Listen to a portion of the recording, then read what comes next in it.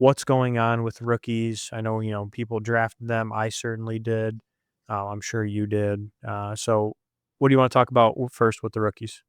Well, I think the thing with rookies it's really important to talk about is we know how talented they are. We know that they will eventually be stars in the league. How soon will it happen?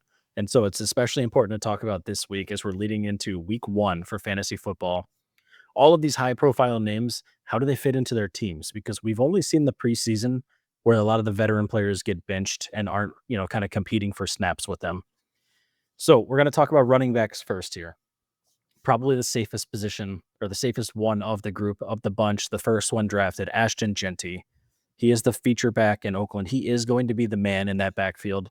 Expected to be that centerpiece. They'll use him for running and for receiving. Really, I think he's the safest pick out of all of the rookie running backs here. What are your thoughts on Genty? Anything to add to that, Deep?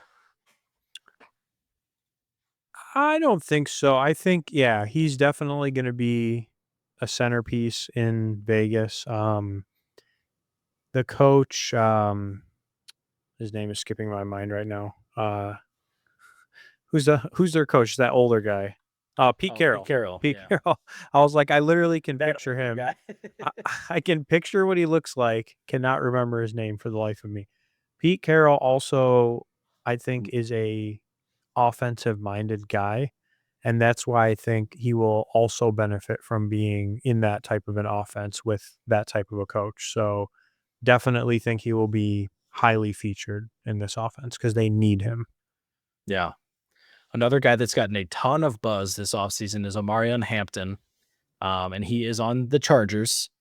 And basically, the outlook on him is he is a workhorse. He has upside to be a workhorse for a team, but he's expected to kind of split carries earlier on in the season. So even though he had a really strong camp and has a ton of hype right now, he might have to share workload with guys like Najee Harris, for example, who haven't had much of an offseason because of that injury that he had with the fireworks and injuring his eye. But Najee Harris is cleared, he is healthy, and he's practicing again. And so there's the expectation that Omarion will probably at least be splitting carries with Harris. And you never really know what that looks like right away. With those rookies, they sometimes get their touches limited, especially early in the season. I don't know if you have anything you want to add to that one as well. I've seen a lot of back and forth with this. I've seen that Hampton will, potentially become the starter eventually. That's the, potential plan for that. He probably has more upside. I don't know. Najee Harris he's one of those guys that I think was really good for a couple years and then he kind of just got stale. And I don't know if it was because of his situation in Pittsburgh or what, what the deal was. So, I'm very curious to see if being on a different team changes that because I mean he was a pretty good back, very consistent. Mhm. So I don't think he just necessarily goes away. I could definitely see this being a workload split for a little bit here. Yeah, and I think if Harris didn't have that eye injury in the offseason, there'd be no question for me that Harris would be starting and Hampton would get sprinkled in. But because Hampton has been kind of the guy for the entire offseason because of that injury, I'm curious to see. I think Harris will still get a decent number of touches. I have no idea how this split is going to work though. But Harris is traditionally a workhorse and he can run the ball 20, 25 times a game. So it'll be very interesting to see. I think Hampton will be a star. I don't know how I feel about him in week 1. That's just where I'll leave that. Yeah, and the other thing I'll add is I mean Najee Harris is 1,000-yard running back, every year he's been in the league. So it's not like he's bad.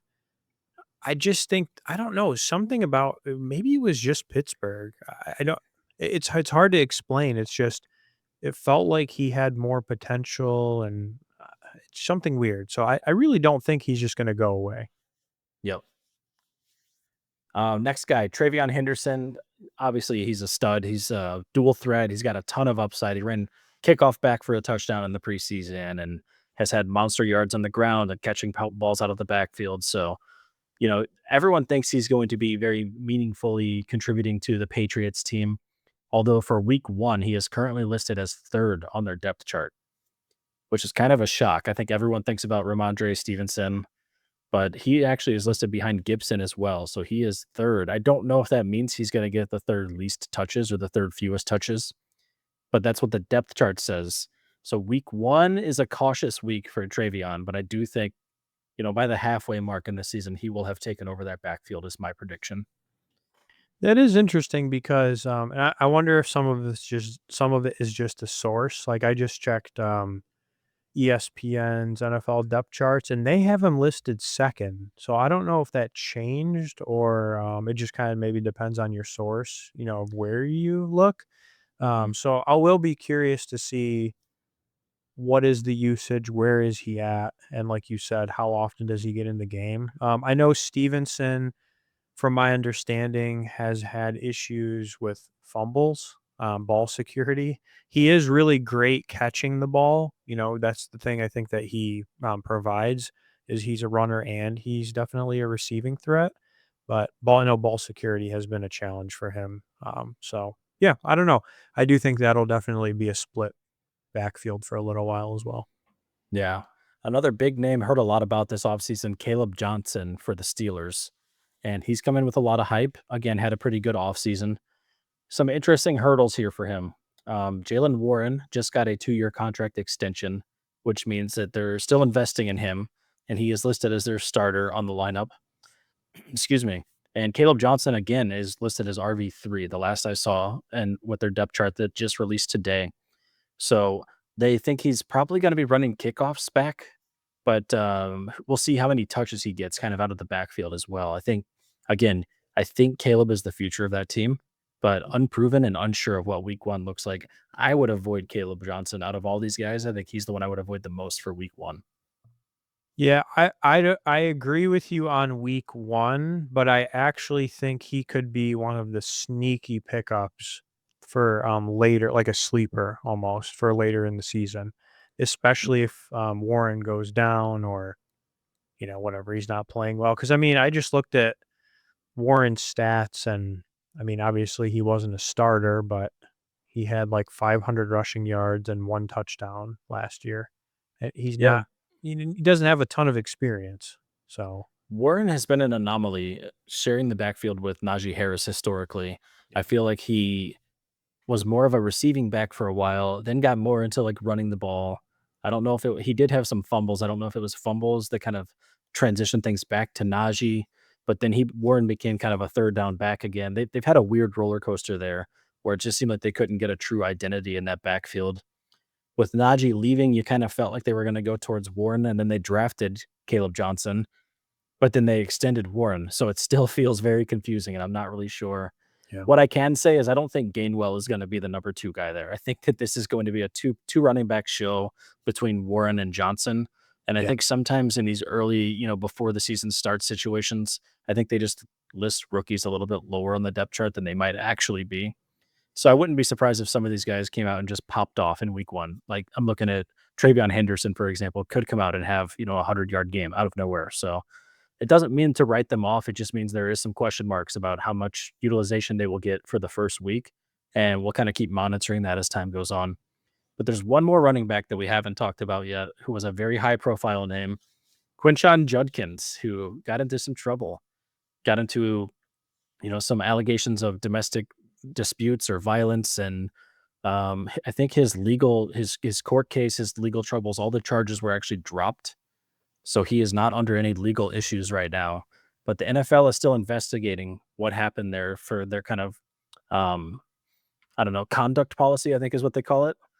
And the big news here is because the NFL is still investigating him, there's not been a contract signed yet for Judkins. He is there. I think they're hoping and expecting a contract to be signed this week. But coming into week one, we're 5 days away from their first game and still a lot of uncertainty about that. So we don't know if there's going to be suspensions. We don't know when this contract's going to be signed. He is obviously a great football player, but it might be weeks before he's meaningful at all in fantasy football. Yeah, and I did see some I was looking up some, news, and it does seem like he could possibly be playing in this first game, so I think they're working on the situation. Their running back situation is not great. I think they have, like, Jerome Ford or something starting, and they lost, a couple guys that they've had historically that have been pretty reasonable there. I actually picked him in fantasy football, I'm not gonna lie, just because I saw that risk reward of Yeah. if and when, he does get in, he could certainly be their number 1 and a workhorse. So I was kind of banking on maybe it's not the first or maybe it's not till week 3 or whatever. Like he's one of my obviously he's my bench running back. Mhm. So we'll see. I'm curious if it's a good pick or not. Usually I get a good rookie tight end, but I wasn't able to snag one this year.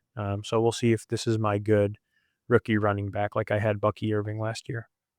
Yeah, and I will say with Judkins, it is nice to be able to buy him low. He probably would have been a first or second round pick if none of this happened. And so to get him and to have him just, stashed away as a bench running back is a steal. Um, he will play this year, and he will play well, in my opinion. It's just a matter of when that happens, and it could be a weird situation where, kind of like with Rashee Rice last year, if they can't figure out his suspension situation before the season starts, they might wait until the following season to even do it. So Yeah. we'll see what happens. He could play the whole year. Who knows? Yep.